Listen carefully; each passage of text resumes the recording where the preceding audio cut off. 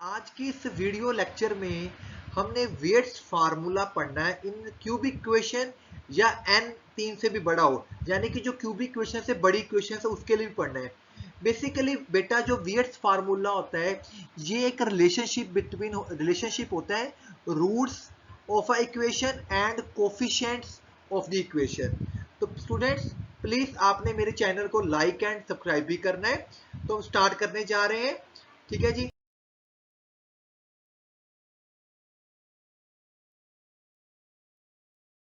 तो सबसे पहले आप लोगों ने 10th क्लास तक सेकेंड डिग्री इक्वेशन पढ़ी हुई है।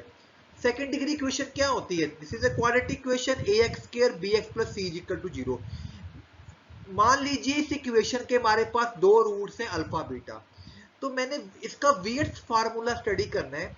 अभी मैंने आपको बताया वीट्स फार्मूला जो होता है basically it is the relationship between roots, ये जो रूट्स का जो रिलेशन है with the coefficients of a equation. तो सबसे पहला रिलेशन क्या होता है? Sum of roots.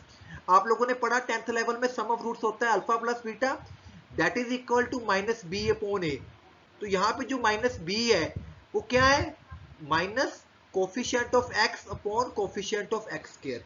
ठीक है, इसी तरह हमारे पास होता है प्रोडक्ट ऑफ रूट्स, यानी कि दोनों रूट्स का प्रोडक्ट अल्फा इंटू बीटा, उसका फार्मूला होता है सी अपॉन ए।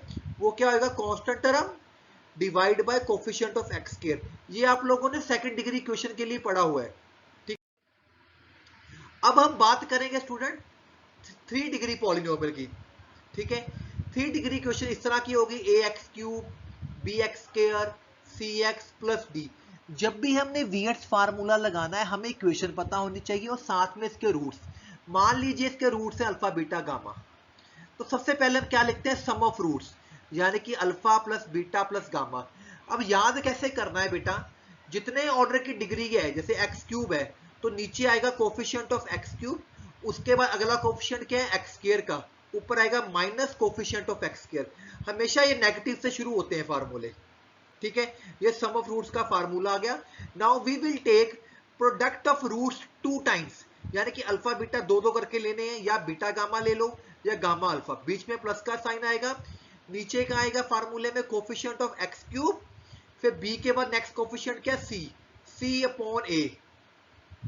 पहला नेगेटिव था, अगले वाला पॉजिटिव रहेगा। फिर तीसरी बारी मेरे पास आ गया प्रोडक्ट ऑफ रूट्स, यानी कि अल्फा बीटा गामा। ठीक है, उसमें क्या आएगा? नीचे कोफिशिएंट ऑफ एक्स के, नेक्स्ट टर्म क्या है मेरे पास? Constant term. तो यहाँ पे माइनस का साइन भी आएगा, minus constant term divide by coefficient of x square. ये बेटा स्लाइड की आप स्क्रीनशॉट भी ले सकते हैं, ये फार्मूले हैं, इसको याद रखना है आपने, इसी के अकॉर्डिंग हमने क्वेश्चंस भी करने हैं। ठीक है, ये थ्री ऑर्डर की क्वेश्चन के लिए मैंने वेट्स फार्मूले के रिलेशनशिप यहाँ पे लिखे हुए हैं। ठीक है जी। अब ये तो मेरी 3 डिग्री की क्वेश्चन थी। मान लो इससे बड़ी कोई भी क्वेश्चन मेरी आ जाए, उसके लिए हमने क्या करना है? तो एक क्वेश्चन भी देखिए, यहाँ पे क्वेश्चन है कि क्यूबिक पॉलिनोमियल बनाइए। क्यूबिक पॉलिनोमियल का मतलब है कि इक्वेशन बनानी है जो क्यूबिक है एफ एक्स मोनिको। मोनिक का मतलब होता है कि हमने एक इक्वेशन तो लेनी है ए एक्स स्क्वायर, इसमें क्या क्या ये इक्वेशन ले ली हमने क्यूबिक। मोनिक का मतलब होता है जो एक्स क्यूब है उसका जो कोफिशिएंट है वो 1 होएगा, ये वाली चीज। ठीक है, बाकी यहाँ पे पी लिख लो क्यू लिख लो, आपकी मर्जी है। पहला पार्ट पॉइंट ओके हो गया। अब दूसरा पॉइंट है f zero is equal to -8, यानी कि यहाँ पे एक्स को जीरो पुट करो, put x is equal to 0। तो जब एक्स को जीरो पुट करेंगे ये भी जीरो होगा, ये भी जीरो होगा, ये भी, तो आर इज इक्वल टू -8 आ जाएगा, इज इक्वल टू -8 आता। अब मुझे दिया हुआ है सम ऑफ जीरोस। अभी आपको पता है सम ऑफ जीरोस का मतलब है सम ऑफ रूट्स। तो रूट्स का फार्मूला क्या था?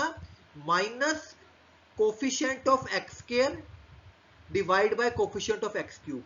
तो सम ऑफ रूट्स मुझे 7 दिया हुआ है, ये फार्मूला हमने पीछे से लगाया, यहां से मेरे पास p की वैल्यू आ गई -7।